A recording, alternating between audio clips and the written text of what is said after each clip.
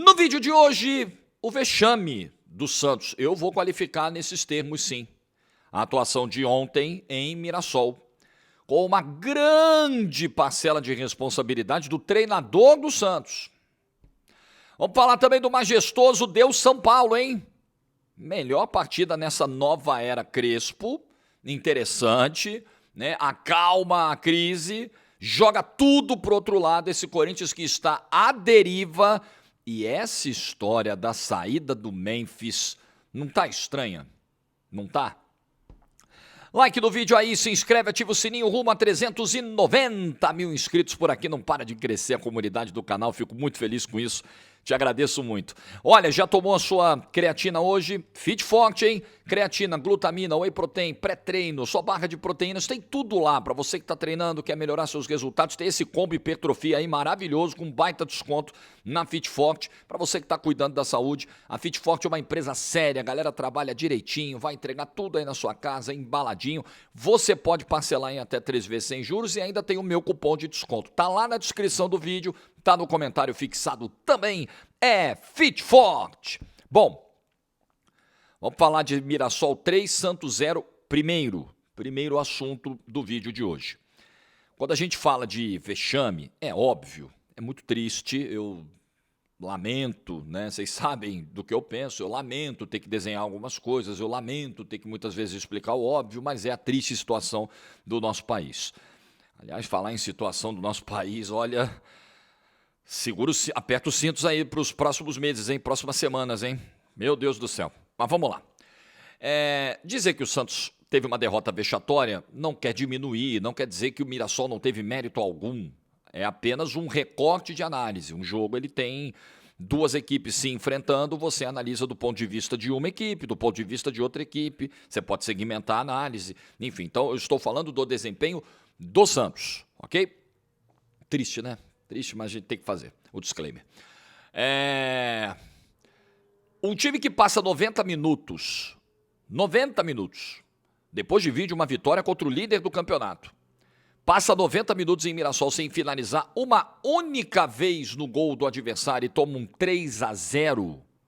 Como que a gente vai qualificar essa derrota? A gente vai chamar essa derrota de quê? Normal, corriqueira, casual, acidental, culpa do azar? Não, né?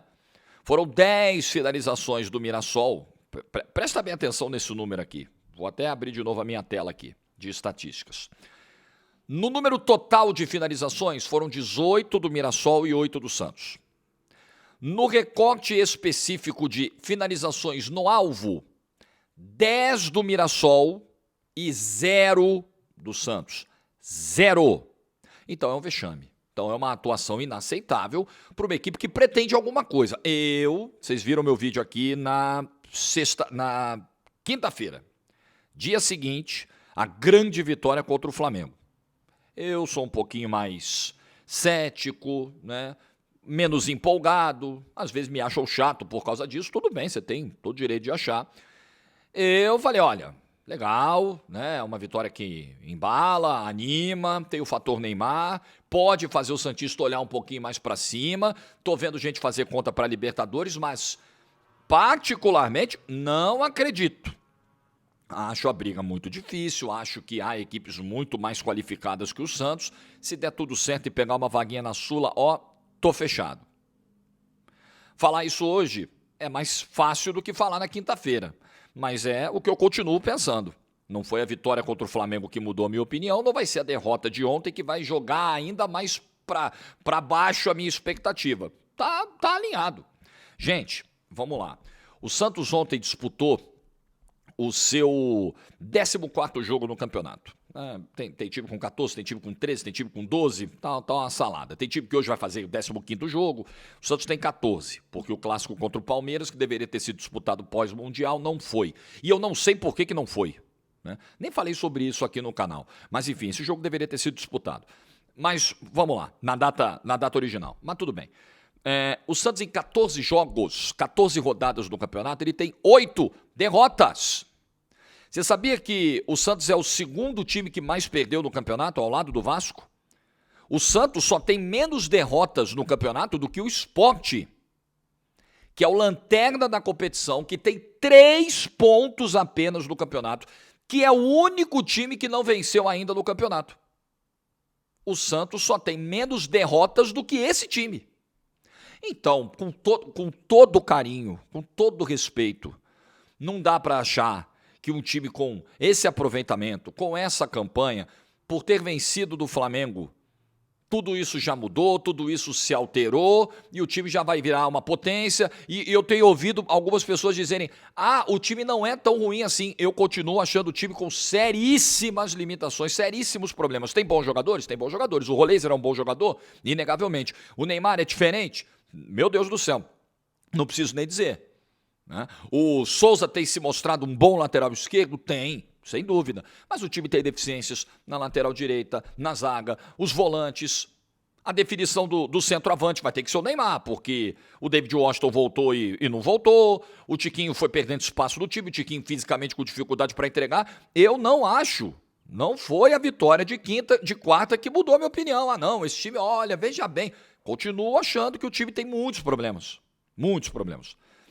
E ontem, o grande problema do time foi o seu treinador. O grande fator de desarrumação do Santos foi o seu técnico já na escalação. E eu disse até durante o jogo, coloquei lá no X, vocês sabem que eu apareço muito pouco por lá, porque é uma rede, enfim, que não me anima muito, né? Porque o debate não está muito presente lá. Então, se as pessoas não estão a fim de debater, eu também não estou a fim de aparecer. Mas ontem eu não resisti, né?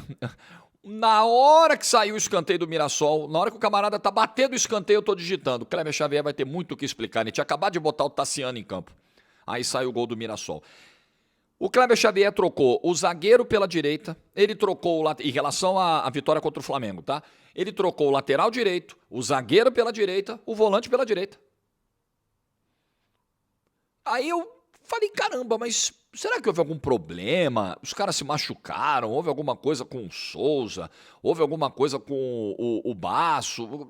Por que o Pituca jogou? O Rincon fez um bom jogo contra o Flamengo. Fiquei curioso pela coletiva depois da partida. E aí o Kleber Xavier disse que as mudanças foram por um critério físico, porque o jogo contra o Flamengo foi muito desgastante e alguns jogadores não conseguiram recuperar. Com todo respeito aqui, tá? Sem querer fazer alarde, desespero, gritaria, mas com todo respeito, sejamos aqui, veja, eu tô calmo, eu tô tranquilo, vamos lá. Sejamos serenos e racionais. O Kleber Xavier disse que alguns jogadores não conseguiram se recuperar depois do primeiro jogo da equipe, depois de um intervalo de 1 mês de paralisação para a Copa do Mundo de Clubes. Então o Santos jogou no dia 12 contra o Fortaleza, ok? Dia 12 de junho. Aí os jogadores saíram de férias, foram descansar, tiraram alguns dias de férias, voltaram, treinaram, foram ali aumentando a carga, treinando, parará. E aí entraram em campo no dia 16 de julho, 34 dias depois, contra o Flamengo. E já nesse primeiro jogo, alguns atletas não conseguiram recuperar. Isso é grave. Isso aqui não pode passar batido não, gente. Isso aqui tem que nortear toda a análise do jogo. As escolhas do Kleber Xavier, péssimas. Durante o jogo, então, nem se fala. Vamos socorrer o time. O time precisa ofensivamente produzir alguma coisa porque não está produzindo nada. Ele vem com o Tassiano. Ele tira o Guilherme, que ajuda defensivamente, que recompõe, que se desdobra, tem seus problemas técnicos, não está vivendo uma grande fase, sabemos disso. Mas é um jogador que se dedica, fez a jogada inclusive para o gol do Neymar contra o Flamengo, contribui no sem bola para botar o Tassiano. O Tassiano. Mas enfim, tudo isso aqui, todas as escolhas, segundo o Kleber Xavier, estão baseadas na falta de recuperação física de alguns jogadores. Ele cita até o Souza, o Escobar em algum momento, pela dificuldade do Escobar se recuperar do desgaste de quarta-feira, por isso jogou o Igor Vinícius. Isso é muito grave. Há quanto tempo você, santista, ouve esse chato aqui falar de preparação física no Santos, de carga de treinamentos, né, de descanso, de folga. Quanto tempo? Não é possível. Eu não sou profissional da área. Eu não estou aqui querendo emitir nenhum parecer a respeito de uma matéria que eu não entenda. Mas vamos lá. Um time fica 34 dias sem jogos oficiais. Nesse intervalo, tem uns 10, 15 dias de férias, descanso. Esse time volta. E depois do primeiro jogo, você já precisa tirar jogadores importantes porque eles não se recuperaram. Eu, sinceramente, nós não estamos falando de um início de temporada. O time já vinha em atividade na temporada. Eu, sinceramente, tenho muitas dificuldades para entender. E as escolhas, Zé Ivaldo. O Zé Ivaldo também é importante para a bola aérea. Bola aérea, veja os 2 primeiros gols do Mirassol. Veja o gol do escanteio do Mirassol. Você vai ter um ganho com o Zé Ivaldo na bola aérea? Não, você não tem. Você tem pouquíssimos ganhos com o Zé Ivaldo. Pouquíssimos. Zé Ivaldo, aí às vezes a gente se coloca em situações difíceis, a gente é o chato. O Zé Ivaldo faz o gol contra o Atlético Mineiro, desestabiliza lá o Hulk. Pô, o Zé Ivaldo jogou pra caramba. Aí veio o chato no dia seguinte. Foi uma boa noite do Zé Ivaldo, mas no geral o Zé Ivaldo a gente sabe que é um jogador limitado, que é um jogador, pô, mas que chatice. É isso, gente. A nossa análise, claro que a gente tem que olhar resultado, evidente. A gente tem que focar também em resultado. O que se almeja, o que se busca é o resultado. Mas, com todo respeito, não vai ser um resultado que vai alterar toda uma sequência de observações. Não é um jogo. Você não qualifica um jogador por uma partida, por uma atuação, é por um conjunto. Então, com o Zé Ivaldo, você não tem ganho nenhum. Ganho na bola aérea, não tem. Ganho técnico, não tem. Ganho físico, não tem ganho. É um zagueiro limitado para uma Série A de Campeonato Brasileiro. Vai te oferecer luta, raça, né? Vai fazer um jogo nota 5, 5,5 aqui, vai fazer outro nota 2,5 ali, aí de vez em quando vai fazer um nota 6 assim, quando tudo der certo, a média dele vai ser uns 4, 3,5. Esse é o Zé Ivaldo. Diego Pituca. Delicado esse tema para mim, porque pode parecer perseguição e tudo que eu não quero é deixar a impressão de que eu estou perseguindo alguém. Eu não tenho eu não tenho essa pretensão até, pode ser que tenha gente por aí que faça isso, tomara que não, eu vou botar esse cara para fora do time, eu vou botar esse cara para fora do clube, eu vou usar o microfone, a minha influência para isso. Pelo amor de Deus, eu não quero isso, não desejo isso para ninguém. Mas eu não posso fugir do fato de que há um ano o Pituca vem jogando mal. Eu tenho feito uma contagem de meses, né? Lembra desde a Série B do ano passado? Pô, já tem uns 2 meses que o Pituca tá mal. Já tem uns 4 meses que o Pituca tá mal. 6 meses que o Pituca não tem jogado nada. Tá chegando em um ano. Acho que já até passou. O Pituca hoje não consegue entregar. O Pituca tinha dificuldades de ser competitivo no nível de Série B no ano passado. Série B! Imagine na Série A. O jogo do Pituca ontem é pavoroso. Péssimo, uma coisa lamentável. Pituca não pode mais ser escalado, com todo respeito ao Kleber Xavier e ao Pituca. Com todo respeito, não pode. O Santos perde saída de bola com o Pituca. O Santos, quando tem o Rincon, por exemplo, que afunda, joga às vezes como um terceiro zagueiro, né? Baixa um pouquinho ali para a linha de zaga, faz com que os laterais sejam liberados. Né? Isso traz mais preocupação para a marcação adversária. Você não tem isso com o Pituca, porque ele não faz isso, ele não joga nessa faixa, ele não baixa para ser um terceiro zagueiro e ele também não tem qualidade hoje para sair com a bola, para ajudar na saída de bola. Aí o que acontece muitas vezes? O Neymar, que era para ser o falso 9, no desenho era para estar lá esperando essa bola chegar na área, tempo vai passando, não vem, o Pituca não traz a bola, o Zé Rafael não traz a bola. Os laterais não conseguem descer tanto, o Souza até descendo um pouco mais. Vou voltar para buscar. Aí vem o Neymar na intermediária buscar a bola. Aí vem o Neymar no campo de defesa tentar arrumar uma tabela para acelerar uma saída de jogo. Teve um lance do primeiro tempo que o Neymar pegou a bola na lateral direita de defesa do Santos, deu um passe rápido, o Santos conseguiu conectar o contra-ataque. Quando chegou na área, o Neymar não estava, porque o Neymar ainda estava indo para lá. Porque ele começou a jogada lá atrás. Porque se depender dos volantes do Santos, esquece. E defensivamente também, o que é o Pituca? O que foi o Zé Rafael? O Zé Rafael abandonou o Chico no lance do gol ontem lá. Passou, a vida foi embora. Terrível, terrível o Pituca.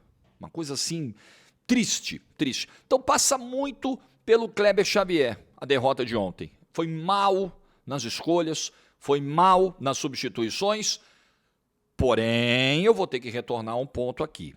A culpa de ontem é do Kleber Xavier. O responsável é o Kleber Xavier.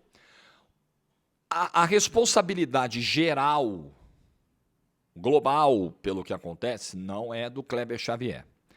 O Kleber Xavier está lá, vou repetir minha opinião. O Kleber Xavier está lá porque o Santos não consegue trazer hoje um treinador de melhor nível. O Vojvoda está no mercado.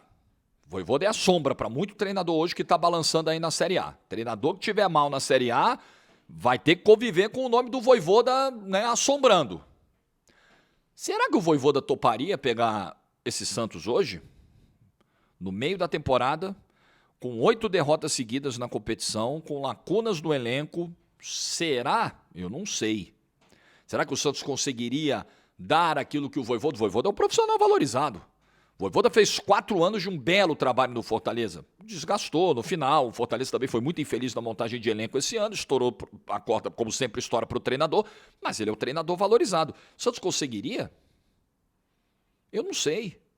O que o Santos consegue ter hoje é o Kleber Xavier, que por ser um treinador em início de carreira, está muito mais propenso a errar. É natural. O santista fica irritado, fica chateado, fica puto com o Kleber Xavier, é pardal, é isso, é aquilo. Mas vamos lá, respira, faz uma reflexão.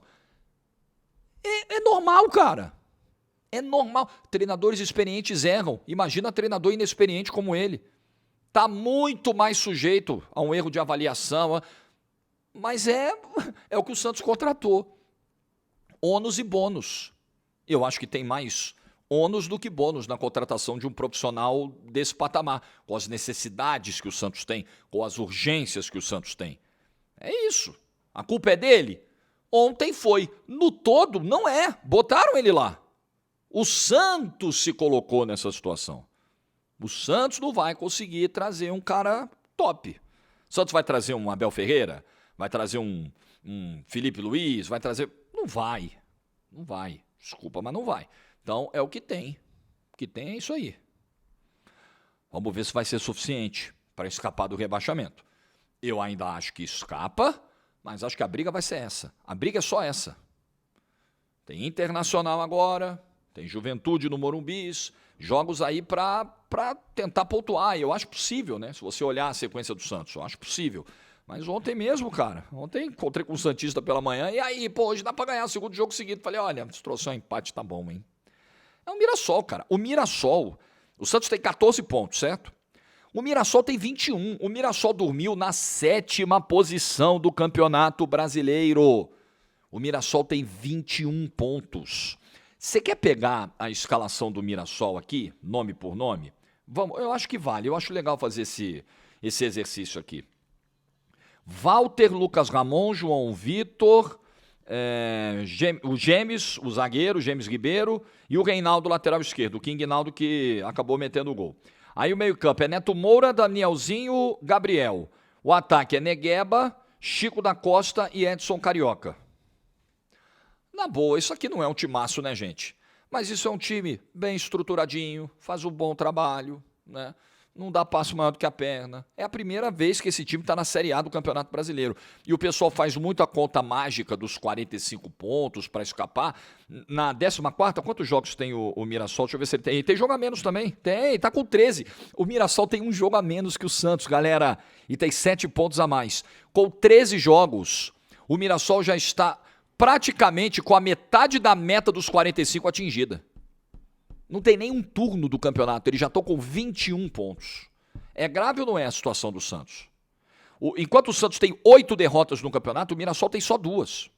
O problema é que o Mirassol empatou muito, mas o Mirassol perdeu 2 vezes no campeonato. O Santos perdeu 4 vezes mais.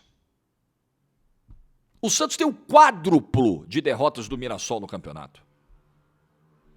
Então, galera, sem querer estragar a festa de ninguém, sem querer ser o dono da razão, eu recomendaria você, torcedor do Santos, a puxar as expectativas que ficaram altas quarta-feira, puxar um pouquinho mais para baixo, assim, para a realidade. A realidade do Santos de tabela é essa aqui, 15º colocado, 13º, 11º. Tomara que as coisas mudem e a minha previsão esteja equivocada, mas eu acho que vai ser isso aí. No momento, pelo que eu tenho de retrato, de fotografia, nas primeiras 14 rodadas do campeonato, é isso. São 4 vitórias, 2 empates, 8 derrotas. E um saldo de -5. Tá bom não, gente? Tá bom não. Vamos falar do São Paulo aqui e a vitória majestosa do São Paulo para cima do Corinthians. Tudo bem, a era Crespo ela tá só começando, né? Nós estamos falando de 3 jogos. O jogo contra o Flamengo no Maracanã, ele era muito delicado, muito difícil. Você vai pegar o líder do campeonato, fora de casa, primeiro jogo do treinador novo, o time vindo de 3 derrotas seguidas antes da pausa, né, para o Mundial. No Campeonato Brasileiro, tomou 3 do Vasco dentro de casa, moral lá embaixo, o Lucas ainda não voltou, aquilo tudo. E o time se comportou muito mal contra o Flamengo no Maracanã. E aí a gente dizia, pô, não pode ser o padrão, né? Vamos fingir que esse jogo não existiu e exigir que não se repita nunca mais uma atuação como essa na era Crespo. O time foi bem em Bragança, uma postura totalmente diferente daquela contra o Flamengo, especialmente no primeiro tempo. E ontem o São Paulo entrou para jogar um clássico. E clássico se joga do jeito que o São Paulo jogou ontem. Pressão no adversário, mordendo, incomodando a saída de bola, acelerando, botando velocidade. Entrou na pilha correta do clássico. Do outro lado, um time lento, um time moroso, um time com sérios problemas para se defender, especialmente pelo lado direito, e o São Paulo aproveitando muito bem. E o São Paulo, nessa marcação agressiva que fez lá na frente, lá do campo de defesa do Corinthians, ele acabou em 3 minutos fazendo 2 gols, roubando bolas, acelerando ou lançando e fazendo 2-0 e resolvendo o jogo no primeiro tempo. Foi um jogo tão tranquilo para o São Paulo que ele resolve no primeiro tempo e a torcida começa a gritar olé aos 19 do segundo tempo. Antes da metade do segundo tempo, o jogo já tinha totalmente acabado. E aí a galera só no olé, 50 mil torcedores, o público muito legal no Morumbis, olé, olé, olé. Então a postura do São Paulo, eu acho que ela foi determinante para o jogo de ontem. Tem que ser, o modelo tem que ser esse. Não pode ser o que jogou contra o Flamengo. Tem que ser isso, mordendo, brigando, né? O Alisson acabou entrando bem com a infelicidade ali da saída do Oscar, que acabou caindo de mau jeito no chão, saiu chorando, foi de carrinho para o hospital. E o Alisson entrou melhorando essa dinâmica da pressão mais adiantada do São Paulo, mordendo, roubando bola no campo do Corinthians. E o segundo tempo foi o São Paulo que administrou. Então foi uma bela apresentação do São Paulo ontem, destoando totalmente daquele jogo. Que bom, se a gente pegar 3 jogos, em 2 o time foi bem, em um trouxe um empate fora de casa, onde poderia ter vencido, e no outro ganhou do seu maior rival, a gente pode dizer que o jogo do Maracanã foi uma exceção. E era isso que angustiava o torcedor do São Paulo. O jogo contra o Flamengo foi exceção ou foi regra? O São Paulo de verdade é esse que foi atropelado pelo Vasco e pelo Flamengo? Ou é o São Paulo que pode fazer muito mais, como fez em Bragança? Ontem fez ainda mais do que tinha feito em Bragança. Então foi uma bela atuação do São Paulo. No momento, eu acho que você precisa entender os problemas que o São Paulo tem. Sabe-se lá quando o Oscar volta, né? O centroavante é o André, com todos os problemas que tem. Mas ontem, inclusive, fazendo uma bela jogada. O André que estava com enormes dificuldades no Maracanã para fazer qualquer coisa fora da área, até pelo isolamento, né? Pelo fato do time estar tão atrás. Pô, ontem ele acha um belo de um passe pro Luciano, pro lance do segundo gol. Não é muita característica no André, não tem tanta facilidade para fazer esse jogo na intermediária, esse jogo de armação. E ontem até isso rolou, até isso funcionou contra o Luciano. E aí o Luciano é um capítulo à parte, né? É impressionante como jogos contra o Corinthians são especiais pro Luciano, pro Lucas Moura também, que tá fora. Pro Luciano e pro Lucas, sem dúvida. O Luciano, se se transforma, não falta luta, não falta entrega, às vezes falta eficiência pro Luciano. Mas contra o Corinthians, amigo, o homem põe uma armadura lá e vira outro cara, resolve o jogo, pega a bandeirinha, vai pra torcida, é um cara que tem essa facilidade de se comunicar com o torcedor ou de demonstrar em gestos o quão feliz ele tá ali, o quanto ele gosta do São Paulo e tal. Então, foram boas notícias pro São Paulo ontem. São Paulo tem bons jogadores. São Paulo tem o Rafael, que quando o bicho pega, segura as pontas. Fez a defesa no lance do Romero, que podia ter mudado totalmente a história do jogo, pegou ali no rosto dele, mas ele saiu ali para fechar, e no finalzinho ele faz outra ali do Ranieri. São Paulo é pouquíssimo incomodado no jogo, estava até também buscando as estatísticas desse jogo aqui. Foi um jogo relativamente tranquilo também para o São Paulo nesse aspecto. Foram 16 finalizações do São Paulo, contra 9 do Corinthians no jogo, e no alvo 3 de cada lado. Mas um jogo em que o São Paulo teve muito controle, teve muito mais velocidade, acelerou quando precisou acelerar e acelerou tanto que eu acho que até faltou gás ali na reta final do jogo, do segundo tempo, alguns jogadores cansaram, normal, diante do ritmo que o São Paulo impôs no primeiro tempo. E hoje o futebol é muito isso, né? Nesse equilíbrio técnico que a gente vê dentro do Campeonato Brasileiro, o que muitas vezes vai ser um diferencial é a postura, é a pegada, é a abordagem dos jogos, como eu gosto de usar. E ontem o São Paulo foi absolutamente perfeito nesse aspecto, uma grande vitória, uma, podemos dizer, merecida vitória, merecidíssima vitória do São Paulo ontem no Morumbis. Bom, eu tô gravando o vídeo e agora acabou de aparecer para mim a notícia no meio da gravação do falecimento do José Maria Marim, ex-presidente da CBF, 93 anos de idade, estava internado no Hospital Sírio-Libanês em São Paulo e a causa da morte não foi divulgada. O Marim, que foi presidente da CBF na Copa de 14, né, entre 2012 e 2015, depois da renúncia do Ricardo Teixeira, ele assumiu a CBF e depois ele passou o bastão pro Marco Polo Del Nero.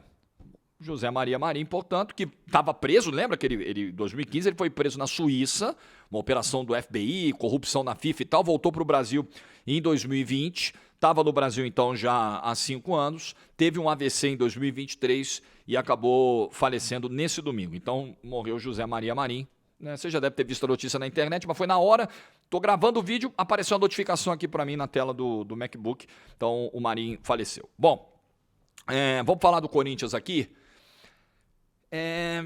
Cara, o trabalho do Dorival, eu acho que a gente pode tranquilamente, desculpa aí o tremular da câmera, se bem que eu acho que a estabilização do iPhone aí, acho que ajuda a resolver o problema.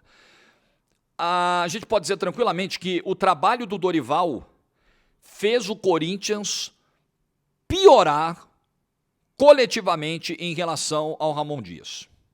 Isso é seguro afirmar isso, tá? Absolutamente seguro. O Corinthians do Ramon Dias, ele atacava melhor, tinha lá as suas dificuldades defensivas, mas tinha os jogadores se entendendo melhor ofensivamente, jogando mais próximos, combinando jogadas. E o Corinthians do Dorival é um Corinthians que tem os seus jogadores distantes uns dos outros, do meio para frente. É um Corinthians com uma lentidão incrível para criar as suas jogadas, altamente dependente de um lance individual genial ou do Garro ou do Memphis. E o Corinthians que continua se defendendo mal, pessimamente. Se a ideia do Dorival, lembre-se, eu não esqueço, quando o Dorival dá a entrevista no confronto contra o Novo Horizontino na Copa do Brasil e ele deixa claro que no primeiro momento ele queria consertar a defesa. Não, o importante é não tomar gol. Ele queria arrumar a cozinha. Ele chegou com esse pensamento, porque no diagnóstico que ele fez sobre o que não vinha dando certo no trabalho do Ramon Dias, com certeza esse era um dos itens principais. Defesa. Pô, o time está tomando muito gol, os zagueiros estão muito mal na temporada. E ele não conseguiu até agora provocar uma melhora mínima em termos defensivos do Corinthians, além de piorar o que o Corinthians tinha de melhor do meio para frente. Então o Corinthians evoluiu, ok? Ah, Jorge, é pouco tempo de trabalho, sabe como é, ele chegou agora. Não estou nem entrando nas razões. Estou abordando o fato concreto. O Corinthians piorou nas mãos do Dorival Júnior. Isso é ponto pacífico. O Corinthians, ao contrário do São Paulo do Crespo, que pós-parada, pós-retorno do Brasileiro, foi subindo os degraus, mal contra o Flamengo, muito mal, bem contra o Red Bull Bragantino, muito bem no Clássico. O Corinthians foi bem contra o Red Bull Bragantino, mas teve um péssimo resultado em casa, muito mal contra o Ceará e conseguiu a vitória no famoso vem gol cagado e ele veio, e muito mal também, ainda pior, não sei se é ainda pior, porque a atuação no Castelão, meu Deus do céu, mas muito mal também no Morumbi, mas muito mal. O Corinthians vai ter uma chance na bola que o Memphis enfia para o Romero e bate no rosto do Rafael. Talvez um outro atacante teria feito algo melhor na finalização, mas só. O Corinthians só fez isso no jogo. Então, o Corinthians é um time que não consegue encaixar a marcação na saída do São Paulo, sofre quando o São Paulo pressiona a sua saída de bola, não cria nada lá na frente, tem jogadores pouco inspirados. O Romero, a gente sabe das limitações que tem. E aí é curioso, né? O Romero volta para o segundo tempo e o Memphis não. Se nada funcionou, se o Dorival diz que trocou o Memphis porque precisa melhorar o funcionamento do time. Eu preciso que os jogadores cumpram aquilo que eu peço e tal. O time não estava bem, eu resolvi mexer em quem não estava bem. O Romero também não estava, pô. Se é para tirar quem está mal, se os dois do ataque estão mal por igual, você tira o menos qualificado. Não o mais qualificado. Mas eu quero falar dessa saída do Memphis daqui a pouquinho. Mas é um Corinthians envolvido, São Paulo tabelando, São Paulo abrindo o jogo, São Paulo trazendo jogada por dentro, e o Corinthians perdido. O Corinthians tomou baile ontem, teve momento do Corinthians tomar totó do São Paulo ontem, totozinho, antes mesmo dos 18, 19 do segundo tempo, quando a torcida começou a gritar olé. Ele faz as 3 trocas no intervalo, não resultam em grandes mudanças, né? Entra o Gui Negão lá na frente, entra o Ranieri no meio campo, e o Maná no lugar do trágico Félix Torres, trágico. Eu acho que foi a pior atuação que eu vi do Félix Torres. É difícil que ele empilha más atuações, né? Mas uma das piores atuações individuais que eu vi alguém fazer nesse ano foi o Félix Torres ontem. Desastroso. Gente, não dá para ter um jogador desse nível no elenco, né? Não dá. Simplesmente não dá. Mas assim, não tá dando para nenhum deles, né? A André Ramalho, a torcida já não aguenta mais. Kaká, a torcida não tem como confiar. Assim, não é um zagueiro confiável. O Félix Torres é um desastre. É uma coisa assim pavorosa o Félix Torres ontem e tem sido na temporada desastroso. Tá muito difícil, cara. Tá muito difícil. Carrilho ontem irreconhecível. Carrilho saindo com bola pela lateral sozinho, desconectadaço do jogo, assim, terrível. Um dos melhores jogadores que o Corinthians tem no ano. Terrível a noite do Carrilho ontem. Então foi péssimo. Corinthians péssimo ontem em todos os aspectos. E aí a gente tem que falar do Memphis e do Dorival. Cara, pro Memphis ter saído ontem no intervalo, eu não tenho informação nenhuma, nem tô querendo fazer especulações irresponsáveis, mas a gente tá no futebol há um tempinho para perceber algumas coisas, né? E aí o nosso feeling, muitas vezes, ele grita nessa hora. Não havia justificativa para tirar o Memphis e deixar outros jogadores com rendimento pior e tecnicamente piores em campo. A principal jogada, qual foi a chance clara que o Corinthians teve no primeiro tempo? O passe do Memphis que deixou o Romero cara a cara com o Rafael dentro da área. E teve aquele lance também com o Garro, né? Que eles fazem a tabela e o Bidu finaliza. O pouquíssimo de lucidez que o Corinthians teve no primeiro tempo, teve o Memphis envolvido. E aí o Dorival saca o Memphis no intervalo. Bom, eu posso acreditar que alguma coisa aconteceu no vestiário. Talvez o tom, talvez uma conversa, talvez uma cobrança, né? Porque foi tudo muito estranho. O Memphis não ter voltado foi estranho. Não acho que tá defendendo, passando pano. Memphis estava quebrando. Irmão, tinha gente quebrando muito mais a bola do que o Memphis, pô. Peraí. Fosse por isso o Carrilho não tinha que ter voltado para o segundo tempo também. Se for por quebrar a bola, quebrou muito mais do que o Memphis no primeiro tempo. Você tira o cara que criou a tua melhor chance de gol no primeiro tempo, aí volta o time para o segundo tempo, ele não vai para o banco. Aí os caras perguntaram pro Dorival na coletiva, você viu que o Memphis não foi pro banco? Eu nem vi, eu nem percebi. Aí os jogadores vão pro vestiário tomar banho depois do jogo, o Memphis sai antes de todo mundo, os caras estão tomando banho, o Memphis já estava pronto, foi embora, meteu o pé. Tá estranho. Lembre-se que o Memphis tem premiações atrasadas, fez cobranças ao Corinthians, chegou a não aparecer para o treinamento do dia 9 de julho, no feriado de 9 de julho aqui em São Paulo, vocês lembram? Não apareceu para treinar, só apareceu dando explicação no dia seguinte. Tá tudo muito estranho. Eu acho que é o tipo do contexto, é o tipo da situação, do episódio que vai manter um ou outro do clube, tá? Não sei se com efeito imediato ou se, né, o efeito disso nós sentiremos nas próximas semanas. Mas tô achando que tá caminhando para isso aí. Ou o Dorival vai ganhar uma queda de braço, ou o Memphis vai ganhar uma queda de braço. E a gente sabe para onde as coisas costumam estourar. O torcedor está extremamente insatisfeito com o trabalho do Dorival. Eu acho que é um trabalho até agora ruim no Corinthians, que piorou o que o antecessor vinha fazendo, e a sequência é cruel. Falávamos aqui, olha o que o Corinthians vai ter pela frente. São Paulo fora, pedreira, já perdeu. Cruzeiro em casa, simplesmente o líder do campeonato, o time mais embalado do momento e mais consistente do momento no futebol brasileiro. Quarta-feira agora. Depois, sábado, Botafogo do Rio de Janeiro, onde o Corinthians costuma ter muitos problemas também. Depois, Palmeiras na Copa do Brasil. Ou o Dorival sobrevive a essa sequência e vai até o fim do ano e vai embora, ou ele vai cair nessa sequência. Está claro isso. Não estou torcendo, não estou pressionando por isso. Eu estou constatando, eu estou no futebol há algum tempo. A gente sabe como as coisas funcionam. E esse episódio com o Memphis, eu imagino que ele pode ter consequências num desgaste interno.